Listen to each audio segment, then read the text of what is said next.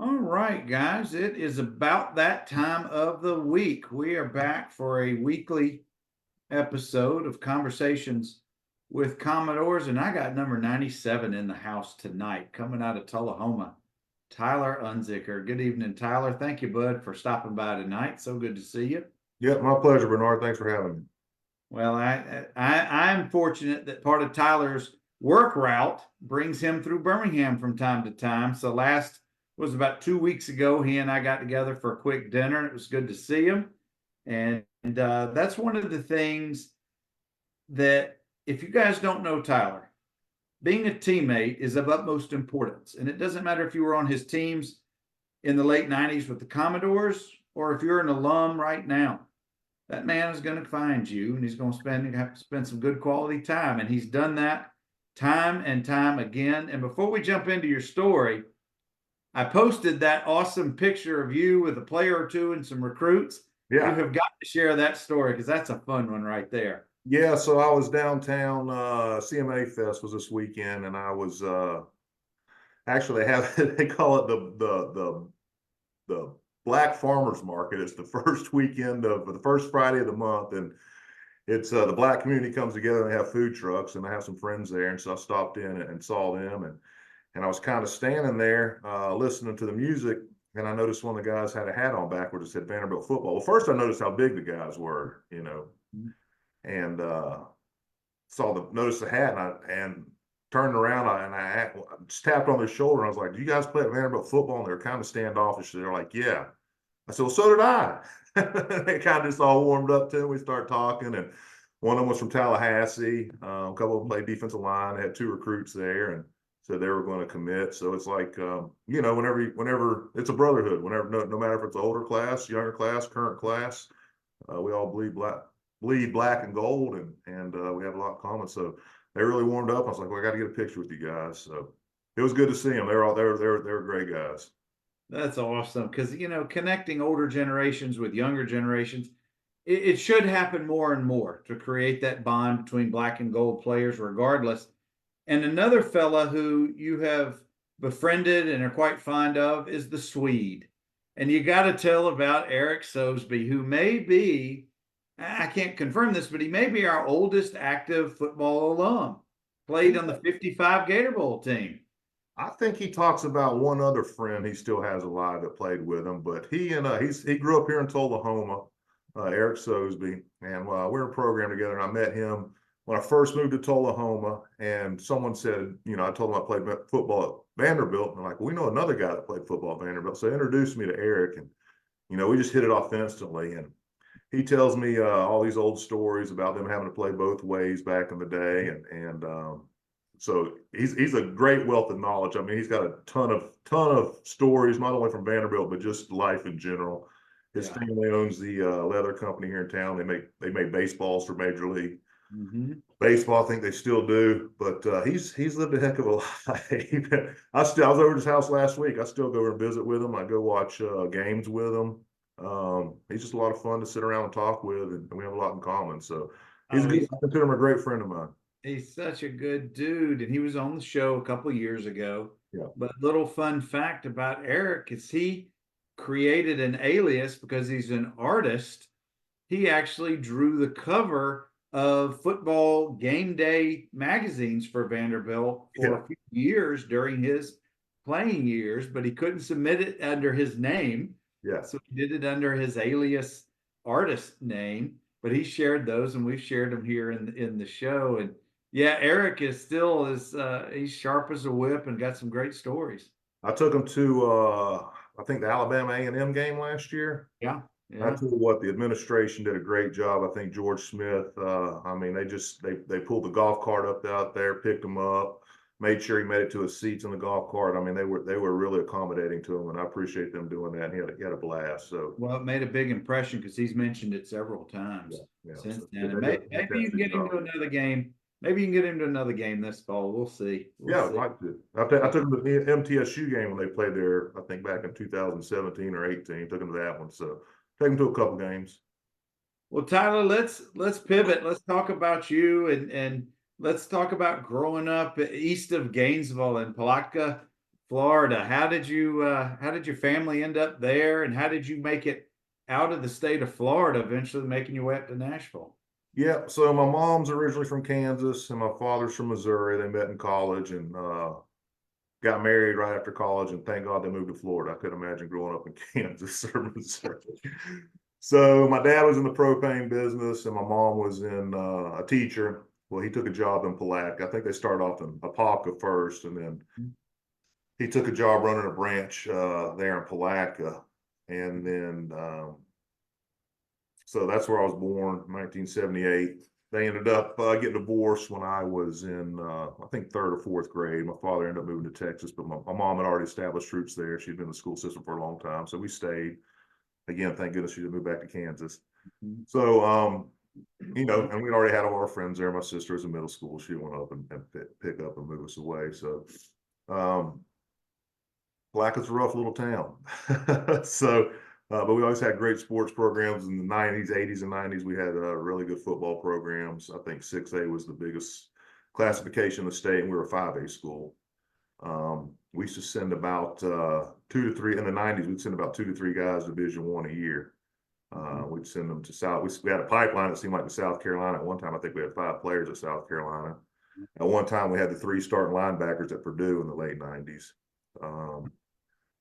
Guy I graduated, Willie Alford, went to South Carolina. He was one of the top recruits in the state, a safety, and schools were coming in to look at him. And I was an undersized defensive lineman, and I kind of converted from tight end. So I was getting recruited at schools as a tight end and as a defensive lineman. So my senior year, so I got moved up as a sophomore to play tight end, and at one point I think we sent four tight ends in a row to Division I.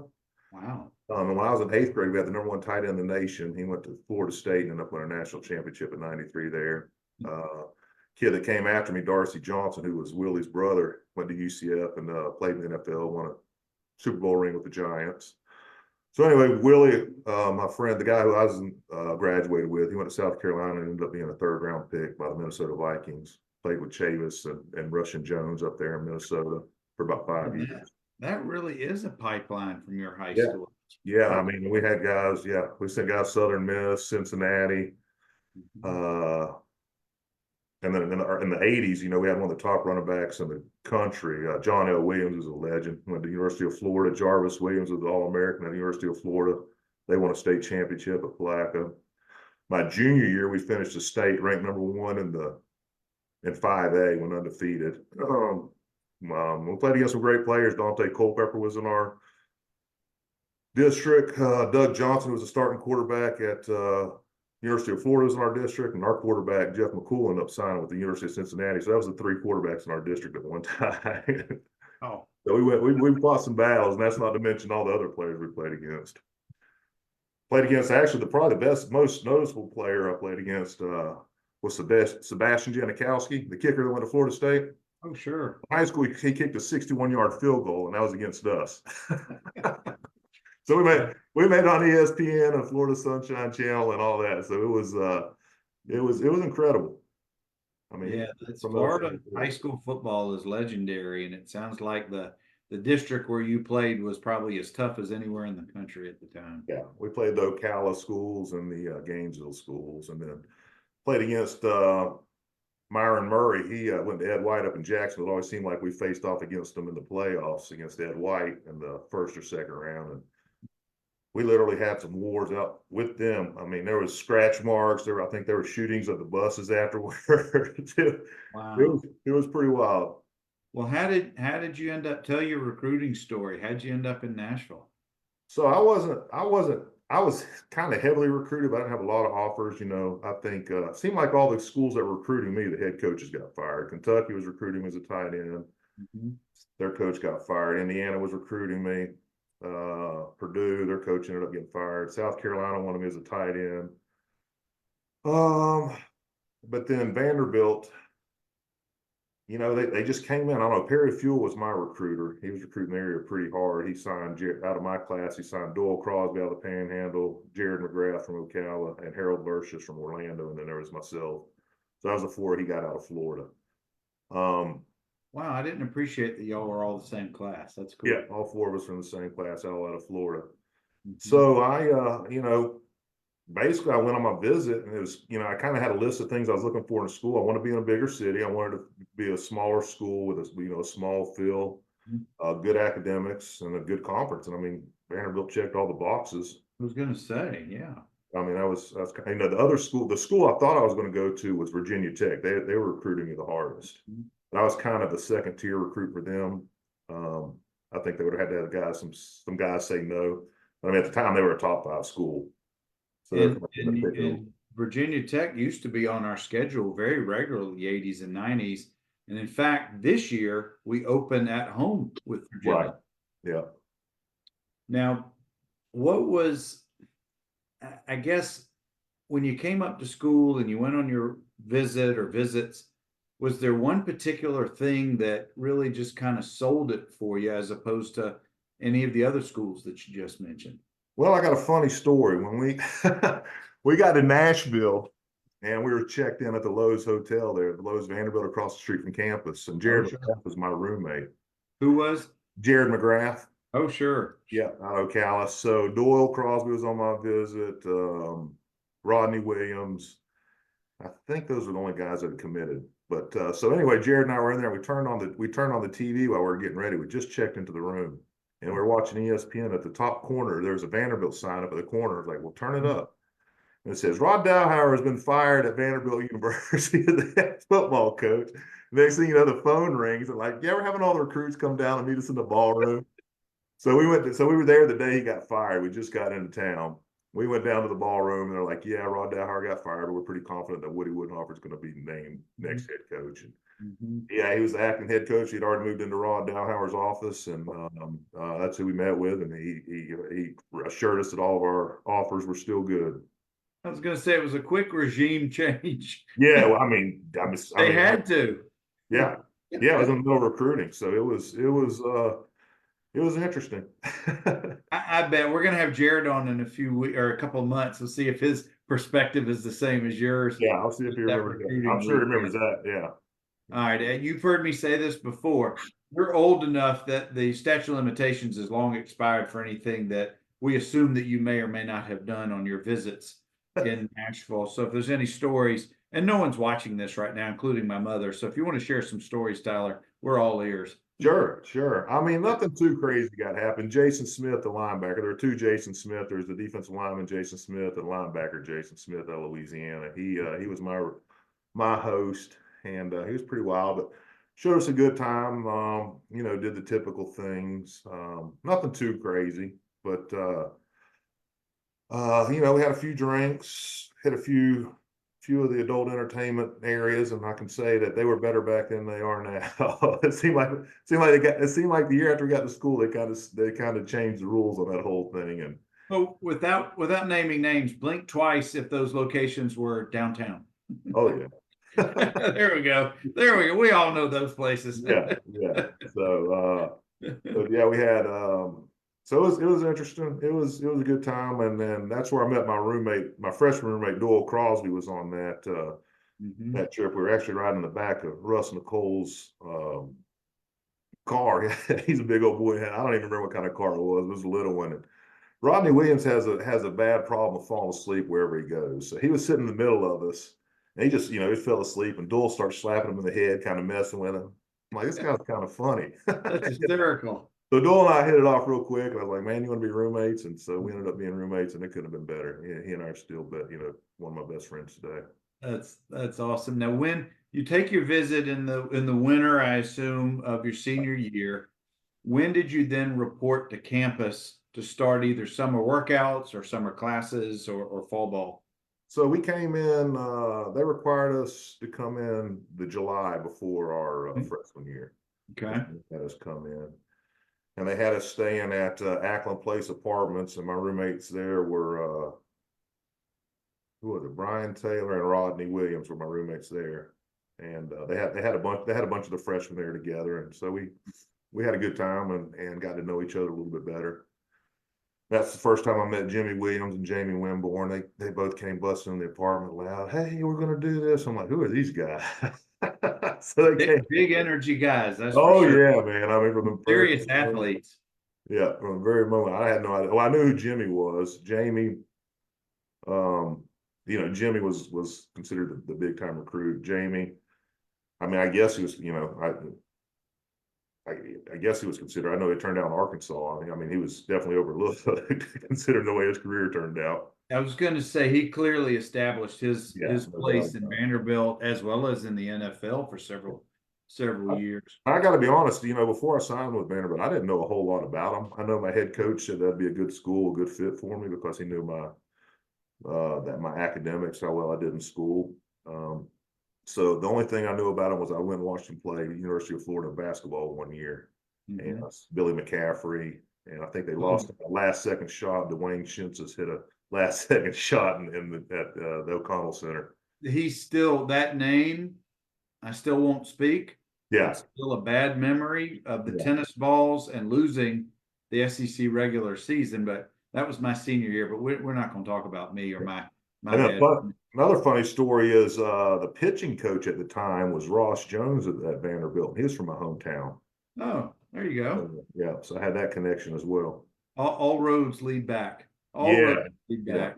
Now, when you got there in the fall, were they looking at you still for tight end? Had they moved you to D line? Where were you in the mix for what position? Yeah, they recruited him as a defensive tackle. Ron Aiken, when I got recruited, was a defensive line coach, and he ended up leaving, I think, going to Texas. And then Coach Harrison, who came in before spring ball, actually met Coach Harrison. We all came up for the spring game, and I met him just for a brief second. And then Guys who don't know, I don't mean to interrupt you. That's Dennis Harrison, Vanderbilt legend, who played in the mid '70s and played many years in pros. yeah, so he so yeah, I was recruited. We ran a 4-3. I was recruited as a 3 technique, and that's Had you started bulking up or putting on the weight in the fall or in that summer? Yeah, I mean, I try to put on as much weight as I could. When you're at home working out by yourself, it's a lot harder. Yeah. It's not the same as coming in and working out. And then, like I said, I was kind of an undersized defensive lineman anyway. I think I came in about 250 pounds playing 3 technique, about 6'3". And when you got there, or even earlier in the summer, had they talked to you about whether you were going to redshirt that fall, or were you in the mix for some playing time? Where were you in that standpoint? I came in, yeah, they pretty much. I mean, we had a big defensive line signing class. We had Wally Conyers, J.P. Fugarus. I think they ended up moving to offensive line. Doyle Crosby, Steve Tracy, myself. And they had another kid out of Canada, but he ended up not showing up. I don't know what happened to him. So we had like 6 defensive linemen we signed that year. Oh, wow. And then we had a pretty full defensive line room with experience. Alfonso Harvey, Jason Smith, expected Ryan Ault to start. And then we had Jason Hill, Glenn Young, Jay Stallworth. So we had a pretty experienced defensive line. So I think all of us redshirted that year. And then it got down to halfway through the season, right before the South Carolina game, someone got hurt. I forgot who got hurt, but they pulled me up, started practicing with the varsity off the scout team, and was going to have me travel. I was scared because it was late in the season. I was afraid they're going to burn my red shirt there at the end of the season, which Coach Harrison he didn't want him to do that. But it was kind of an emergency situation. But they had me practicing up there with the varsity that year, so I was a little afraid my red shirt was going to get burned. But I think every single one of us redshirted that year. And I want to pause right there because I want to get your perspective on something. When you get redshirted, and this is for those who may not have played and are watching this, who know Tyler from some other part of life, but didn't play. When you're redshirted, you basically are on what's called the scout team. Right. That's the practice squad. You're helping the varsity team. If you're on defense, you're helping the varsity offense, and vice versa if you play on offense. But you're helping them to get a good look to prepare for the next team you're about to play. Yeah. But here's where I want you to talk about, Tyler, is the difference in the intensity when you're on the scout team side of the ball versus when you got called up to practice with the varsity on the defensive side. There's a big difference, at least my memory was, on which side of the ball that you're practicing on. Well, I mean, when you're in the season, there's not it's not as much contact. It's more fits, more game planning. So yeah, I I guess I didn't really experience that. I guess, they want us to go 100% when we're on scout team to give the offense a good look. And then when you're on defense, on the varsity defense, they're going. So it was never just wide open on either side, because they didn't want to get anybody hurt. They didn't want anybody to do anything stupid. Um, so it wasn't as intense as like a scrimmage would have been when you get into the season or preseason when you're going at it trying to earn a position. So we're far enough along to the season, and I mean we had such a good defense that year. That was Chavis and Duncan and Rock Batten and Fred Vinson and Glenn Young and Jay Stallworth and Anthony Man, Jordan and you're Carter throwing a Hall. bunch of Sunday names out there. Yeah, they were unreal. I think they were, at one point, I don't know if they finished the season ranked #1 defense in the SEC and were like a top 5 in the country. I mean, Yeah. so so those guys already knew what they were doing. They just needed to nail down the game plan. They definitely didn't want to get anybody hurt. Guys, I've got Tyler Unzicker with us. And Tyler, we got some shout outs for you. We got the defensive lineman, Birmingham man, Jason Smith in the house, says to you hello. Big Smitty, hey buddy. And we got McGrew in the house, says to tell you hello. Watched him a couple weeks ago. It was good to see him. I hadn't seen him in a long time. So It was good to hear from AJ and learn his story. Yeah. He shared such a great story. Yeah. Tyler, from an academic standpoint, how was the transition for you getting into that Vanderbilt academics your first semester, trying to balance that with halfway through the season getting pulled up to the varsity? Well, like I said, I came from Placa High School. It wasn't known as a higher academic institution in the state of Florida. I think we had the highest dropout rate in the state of Florida. So school always, and I was, school always just came easy to me anyway. I was, in gifted classes. So when I got to Vanderbilt, the big difference for me was writing papers. I don't think I'd ever written a paper in high school. And then every class at Vanderbilt was writing papers. Very few just standardized tests. But so it wasn't. So we had mandatory study hall as freshmen, and I wanted to make sure I did well enough to get off of that. I don't want to be in the 6 a.m. study hall in the fall, so I was able to get off of that. But the biggest problem for me was my second semester, my freshman year. We were going down to went down to Mardi Gras and came back and got in a serious car accident with Elliot Carson and Chris Cook. And I ended up getting thrown out about 30 feet, lacerated my spleen, was in ICU. So my academics fell off a little bit after that. I had to retake a couple classes, but the fall I did pretty well. Like I said, I was redshirting. We had basic classes, and the hardest class was statistics. And I never would have got to do statistics if it wasn't for Rosie Noble. Dr. Rosie Noble, we wish him well. He's up in Indiana now. Yeah, right. Indiana University. Well, Tyler, that I don't mean to dwell on that trauma of that accident, but how long did it take for you to physically recover? So they kept me. So it happened in February of my freshman year. Lacerated spleen. They didn't take it out. They gave it about 6 months to heal. So I missed spring practice that year, and I really couldn't work out during summer workouts either. So I went to my freshman year about a 245-pound defensive tackle, and fall was about when I got to start working out again. So it was about 6 months. And how much weight did you drop? That's because I got down probably about 240, so I think about 20 pounds, but I wasn't able to run, I wasn't able to lift. So. Wow. Well, I'm sure it took a mental toll on you as well, but thankfully you recovered enough to get back into the game, because we never take it for granted, our health. We never take for granted that just because we have certain plans in place, that they're always going to develop the way that we want. Yeah. Now, from a mindset, to be a successful athlete, regardless of where you play or what you do, you have to have some confidence about your abilities. Because if you go in thinking that you're going to get whipped by the other guy, then what are you doing? Right.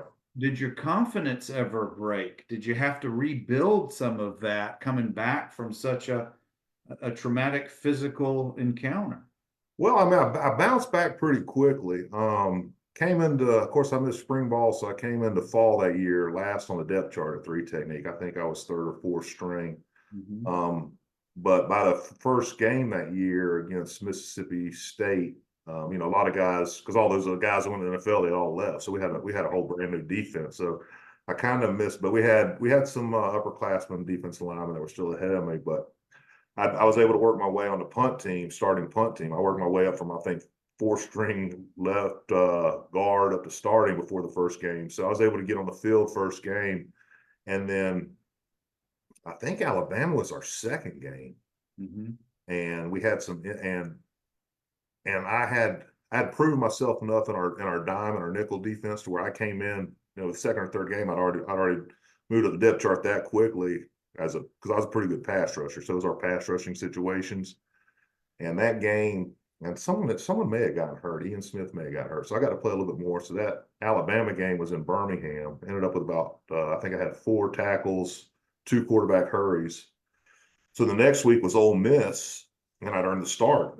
I think it was probably by the third or the fourth game that year after missing spring ball. So I thought that I'd done, you know, I thought since I'd done well against Alabama, of course I'd do good against Ole Miss. And you want to talk about a welcome to the SEC moment. I didn't really have a backup. We were playing on that turf, and I was on punt team, and I was sprinting down the field. And I tell you what, man, I didn't really take practice as seriously that week. I remember Ryan Alls kind of getting my face a little bit, like, can you take this a little bit more seriously? Like, man, I did good against Alabama. I'll do good against Ole Miss. And man, they rolled me. I didn't have anybody to come in for me. I think it was 115 degrees on that field turf. I was running down on punt team, and I tell you, after that game was a really humbling experience for me. That was an 11:30 kickoff in Yeah, Bama. yeah, and that was like September, and I mean it was that old AstroTurf we had, and I was playing the whole game, and you know, before we'd go out on defense, I was sprinting down on punt team, and I mean I was. Man, you must have run about 4 miles that And game. I was coming off a lacerated spleen, 6 months of recovery. Yeah, and that was a Jefferson Pilot game. Yep. Of course, it was a big lopsided loss for us. Yeah. But the next week was a fantastic game against TCU. Now we Yeah. didn't win it. Remember, it was double overtime loss, Yep. but Yep. that was such a competitive game Yeah. that you know that I know that these are some losses kind of piling up, but certainly you had to have some silver linings in there because the team was much more competitive each week to where you ended up beating South Carolina at home Yeah. a few weeks later, and then you beat Duke the next week. Yeah. And as a defensive lineman, do you tend to lose weight during the season? Do you maintain? How does that? Because I know you can't lose too much because you need your energy, you need your size. Yeah. But for you, did your weight fluctuate during the season? I don't really remember that. We didn't really track it, but I mean, most of the weight you lose is water weight. So if you're hydrating, you know, you're not losing because you're still working out, so you're not losing muscle. I mean, I guess you're losing a little. By then, you should be in football shape. So whatever fat, I Sure. guess you're going to lose. So it's just mostly water weight, and you know, our training staff did a good job keeping us hydrated. Plus, it got a little cooler up there, so we weren't sweating as bad. Yeah. We got a little easier in practice during the season. So Now's your time in our conversation to say something about DC Crosby. He's not necessarily well, I guess he just signed in. So if you want to share something, now's your time to give him a hard time if you want. that's my brother, man. He like I said, I couldn't have had a better roommate my freshman year. So a funny story about him is before we were coming that summer, I told him, he's like, I got a boombox I'll bring. I was like, well, I got a TV I'll bring. I wanted a project graduation. And we showed up, and it's a little 13-inch TV with a remote control. He had to lean out of the bed. He would get so mad he couldn't turn the station from the side. He had to be directly in front of the TV. He's like, man, I thought you were going to bring this big screen, and you show up with a 13-inch TV. Like, That's hysterical. He won't let me live that down. But yeah, Dole's my guy, man. I love him like a brother. His mother and dad were great, and you know, we've never lost contact. You know, your third season was a much improved year. Yeah. you strung together Northern Illinois, Ole Miss, and Duke, and then the Citadel Yeah. in South Carolina. That brought us to 5 wins. But then we had Florida, Kentucky, and Tennessee in success, to end the season. Yeah. Guys are sitting at 5 wins after the eighth or ninth game. Those two losses to Florida and Kentucky must have been pretty tough, considering they were just one score games. Yeah. Yeah. So I started 2 games that year at the beginning of the year. Ryan Alls had gotten a little trouble. And by this time, we'd switched transition from a 4-3 to a 3-4. So they slid me down to nose guard. And, I wasn't an SEC nose guard. I think I'd finally gotten up to about 270 pounds, and it wasn't muscle. But I just had to put on as much weight as I could. So Ryan didn't start those games against Alabama or Northern Illinois, but I had a big sack against Northern Illinois. Northern Illinois was at the time the largest comeback in Vanderbilt football history. Mm-hmm. I think Jimmy had 2 punt returns that game, or a punt return and a kickoff return, and then they had a big sack at the end when they were driving. So kind of stopped them from getting in position to win. And then I kind of got in a little trouble. I got caught with a fake ID that week afterwards, and I kind of fell into Woody's doghouse. And so anyway, so get to where we were. Yeah, that was tough. I mean, we had a good team. It was the first time in I forget how many years we had an opportunity to go to a bowl game. Yeah, it had been a bit. Yeah, and and Rodney's a good friend of mine too, and I'll go ahead and share this, but I still give him a hard time about it. He and I shouldn't say it, but he fumbled that ball, and we were in field goal range. And I'm like, man, you cost us our bowl ring, Rodney. Oh, He you can't. knows that I love him. He was playing more than I was.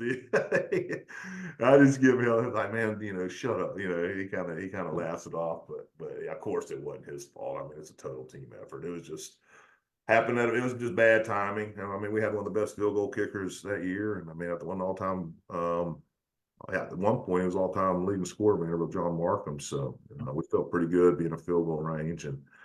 But it was an exciting game. It was on ESPN too. It was a national game that night. A lot of hype surrounding it. But we still had other opportunities after that game. I think was that the year we went to Gainesville and almost beat them? Mm-hmm. Yeah, I mean, we held Spur to his lowest point total that year. Yeah, it was like 13-6 or something like that. Yeah, had an opportunity to beat them. And then I don't know what the Tennessee. How many, that was a big loss, but how many tickets did you end up having to get for the game at the Swamp? Oh, man, I'd get 20, 25, 30 tickets. And they knew the Palaca crowd. Everybody, like, even when they came to Dudley, they knew the Palaca crowd. It was a rowdy crowd. They showed up. Yeah. Guys, I've got Tyler Unzicker. Tyler played for us in the late 90s. And I want to welcome OJ Fleming. What's up, Juice? How you doing, bud? Tyler, I don't mean to belabor going through each of these seasons, but it's bringing me to a point in that it's now been, a few decades since you were on the field, since I was on the field. And no matter how many wins, no matter how many losses, for you, what's the most memorable things about playing ball at Vanderbilt? What brings back those best memories for you? It was always kind of nice. Like spring practice was a nice spring day. You get done with practice and you have the day off, and then kind of get together as teammates, and I enjoy that. I remember that. Of course, getting to travel to all these different stadiums, the players we played against. I mean, we played against some legends. Whenever I talk about who we played against, people. Yeah. So the SEC, that's going to happen every single year. Of course. Just the opportunity to get that and be blessed to do that. And then, of course, my teammates and the relationships we've had with them. I mean, second to none. Kept in touch with the guys, a lot of the guys over the years. I mean, I wasn't on Facebook until 4 years ago. And even before that, I was the type of guy that would call people and check on them, once or twice a year and never lose contact with them, even while I was down in Florida. And then if we're in the same area, I connect with them. So it's definitely, I think anybody who plays football tells you the best part about it is the locker room, mm-hmm. is the camaraderie in the locker room. And that's what you really miss is getting in there, screwing around, having a good time with everybody and telling jokes and cutting up. And And that's probably the greatest memory. It's just those times spent together, just having a good time and cutting up. Well, Mr. Crosby wants you to remember or reflect upon a particular Thursday night tradition that you guys had and what you I called forgot about that. that Yeah. game. So we weren't allowed to go out on Thursday nights. We had curfew on Thursday night. So it was Doyle Crosby, Jamie Winmore, and Ryan Alds and myself. We called ourselves the Thursday night drinking crew. We weren't allowed to go out. So every Thursday night we'd all get together in one of our places and we'd have drinks regardless. We still found a way to have a good time. And yeah, so we had the Thursday night drinking crew. I can't remember. I think we even got shirts made at one point. Oh, it was serious. It was Oh yeah, organized. it went on for it was years. I mean, it was the four of us. It was me, Winmore, Doyle, and Ryan. Oh, that's so good. I forgot Now, about that. That's hilarious. I know that you're in some group text with guys that you played with. Yeah. Do any of the group texts have a name to the group? Just one that says Vandy Crew. That's Ryan Alds, Todd Yoder, Wally Conyers, Elliot Carson. I think John Markham's in there. Steve Tracy's in there. Brooks Collins got in there with us. Oh, that's awesome. Yeah, I may Awesome. be forgetting the name, but so it's we chat, during the season and off season, we kind of Sure. know what our kids are doing. But now that's leading me to this point. You're so very good about staying connected with teammates and with other Commodores from other years. Why is that important to you? Why does it mean something to you? I've always been a relationship guy. I keep in contact with guys I played high school football with. When I go back home, I get together with them. I played a year at UTC. I keep in contact with those guys. Vanderbilt guys I keep in contact with. It's like I say, I mean, to me, if I'm going to form a relationship with somebody and we're going to be friends, and we're friends for life, I'm gonna, it's to me, it's not just the time we're together. I mean, we have memories, and I like to hear about people's families. I like to hear, how they're turning out. If there's anything I can ever do for somebody, I always want to be there for them. But I mean, it's a brotherhood and a bond, and and I don't take it lightly. I don't take it lightly. Um, I know some guys, once they left, they were done with Vanderbilt. They never come back. Yep. No, I'm proud. I'm proud of to me, to get out of Plaque and to go to a school like Vanderbilt University was a blessing. Mhm. And I'm grateful for it. And I'm grateful for the people that I've met there. I'm grateful for the relationships that I have. And I'm just a relationship guy. I guess that's why I'm in sales too. So Well, I know that Jason Smith has a special place in his heart for you as well, as long as friendships go. yeah. So Yeah. I mean, it was, even like when I saw Reggie, I hadn't seen the guy in 20 years, but we pick up, mhm. I went and visited Reggie, and it's like we picked right up where we left off, hugging and telling stories and catching up, talking about our families. And then, when I moved back to Tennessee in 2017, I got kind of reconnected with the program through the Black and Gold Club. And then, of course, Bernard, you've done an excellent job reconnecting us. I know everyone's so grateful for what you've done. I mean, this Vanderbilt football Facebook group you put together is amazing.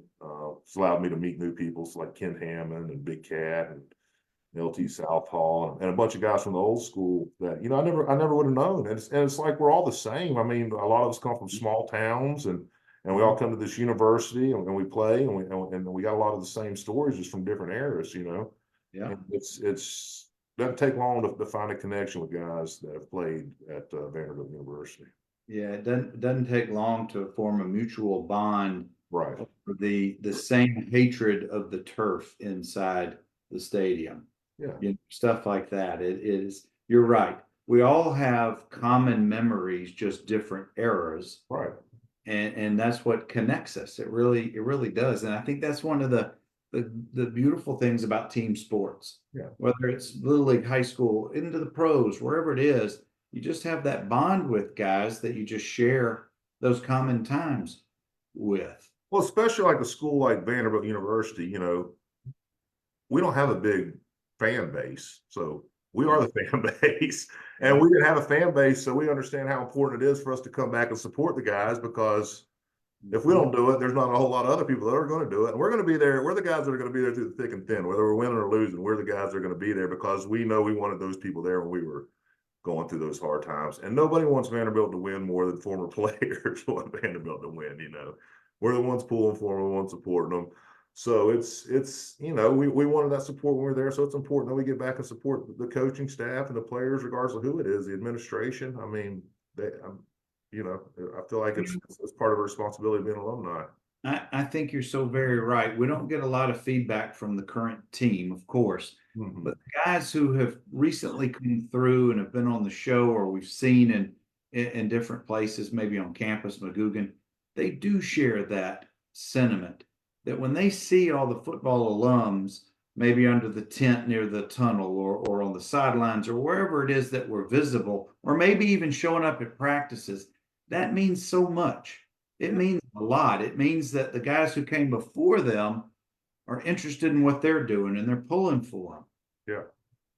And that's I can't stress enough, and I know you know as well as anybody, showing up at the black and gold pregame meal and just seeing so many former players at the game. I mean, that's like for homecoming. Gosh, there were so many guys there, but it needs to be for other games as well. Yeah, and they've done a great and I don't know, is the Black and Gold Club around when Mason was there? Is this something that Clark that started since Clark's been here? I think it predates Coach Clark, Coach Lee, but I'm not sure how old that it is. I think it's like in the last 10 years. Oh, is it? I see. I guess I know nothing about it. Tyler, it may have been called other names. It may have morphed into what's currently the Black and Gold Club. I know when Chuck Losey, he was a former roommate of mine when he was there with Franklin. I know he was kind of put in charge of reaching out to former players because he was a former player and assistant strength coach, and I think he did the best he could.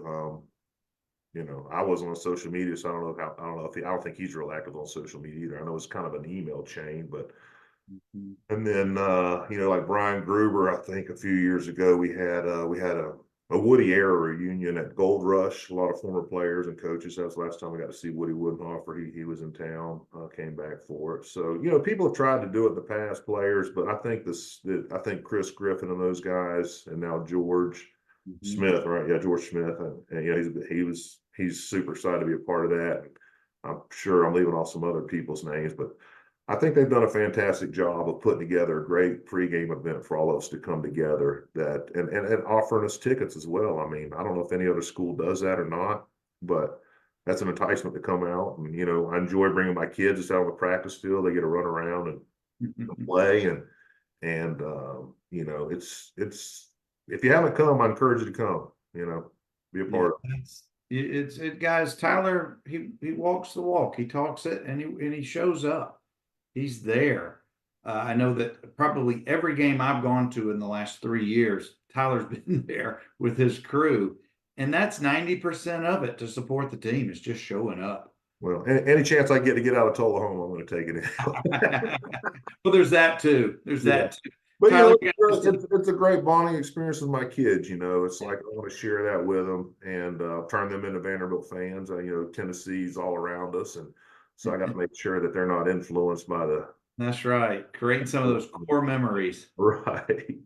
Tyler, we got just a couple more minutes, but tell me, I know you see what's going on at Magoogan and what's going on with the program. What does it excite you about this football season coming up? Well, I mean, I was talking to Eric Sozu about this the other day.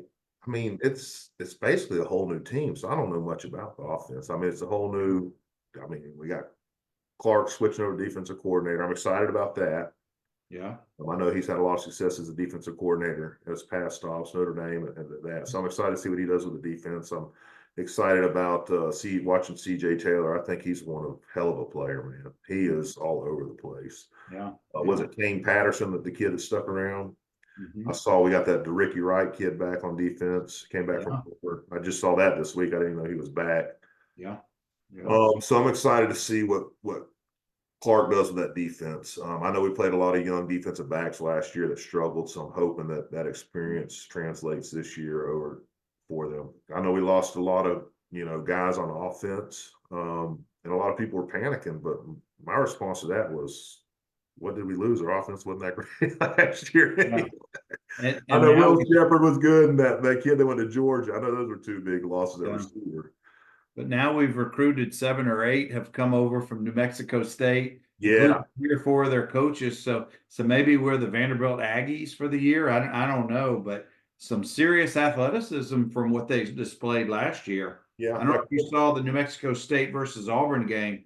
I did. That was a beat down.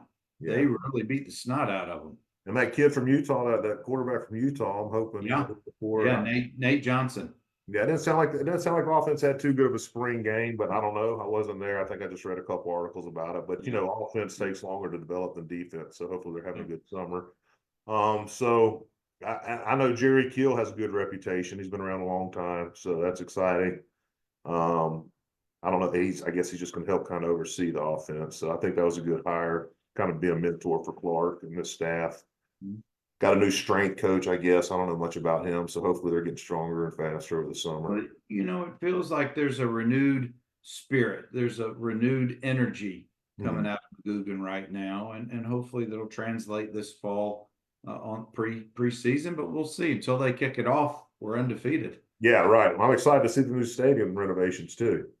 I was going to say that's going to bring in a bunch of energy as well. Hopefully, the one part of the stadium will be finished this year. Yeah. The other part of the stadium will be finished for next year. Yeah. But Tyler, I guess I'm going to try to give you the last word, and here's where I want to throw it to you to see if you can kind of put it in your own terms. Is that it's so crazy right now that the stuff that we never dealt with when we played, transfer portal, NIL, now the schools are able to pay directly to the kids, and just so many things keep changing. And you've got guys like we talked about Ray Davis earlier, the running back, started at Temple, came to Vanderbilt, finished at Kentucky, and we thought at the time that was crazy. 3 schools. That's kind of the norm these days. Right. But Vanderbilt has kids like DeRicky Wright and CJ Taylor who will be in their 4th and 5th years in our program. Yeah. That's rare. Yeah. What is it about Vanderbilt? Why would you stay? If you're a starter or a contributor, what's going to keep you staying there at Vanderbilt these days? Well, I guess now it's a bidding war for these kids. I think that Tyler Steen kid that went to Alabama, I heard he got offered $200,000 to come to the University of Alabama, and I don't think Vanderbilt's NIL was set up at the time to combat that. I think they're doing a better job now raising money for that NIL collective. I'm not involved with that, so I don't know how much they have or what they're offering. Yeah. I was a transfer myself, but I transferred for the reason. First, I made sure I got my Vanderbilt degree before I left. I was not going to leave without that Vanderbilt degree. Sure. The reason I transferred was because, like I'd mentioned, we'd switched from a 4-3 to a 3-4, and I wasn't a nose guard. And I'd seen it too many times where 5th-year guys came back, and about halfway through the season, if they weren't winning, and let the younger guys play, they just sat the bench. So I wanted to play a position I was built to play, and I wasn't built for nose guard. So ended up transferring to UTC, and it was because of the defense we ran. That's solely what it's based on. I wasn't a fit for the scheme there, and that was the direction they wanted to go. I mean, we had great linebackers every year, so I can understand why they wanted to do that. So that was why I transferred. Now I don't know why guys are transferring. I mean, if I can see maybe like a Will Shepherd, maybe him being able to make a little more extra money somewhere. But I mean, all the other guys that are transferring, I don't think they're getting offered major money to transfer. So I don't know if they're just unhappy with the staff or the direction of the program. I just, I don't know enough about it. Well, I was going to say it's the grass isn't always greener. No. The other side. And I'm hoping these guys who do transfer don't realize it's just for the money grab right now. Yeah. Because it's that Vanderbilt degree, and we've had so many guys come on this show and talk about the importance of getting that Vanderbilt degree. I just hope folks are advising them, or they see the big picture on down the road of what it means. Now, if you've got real aspirations to play in the NFL, Vanderbilt sends guys to the NFL every year.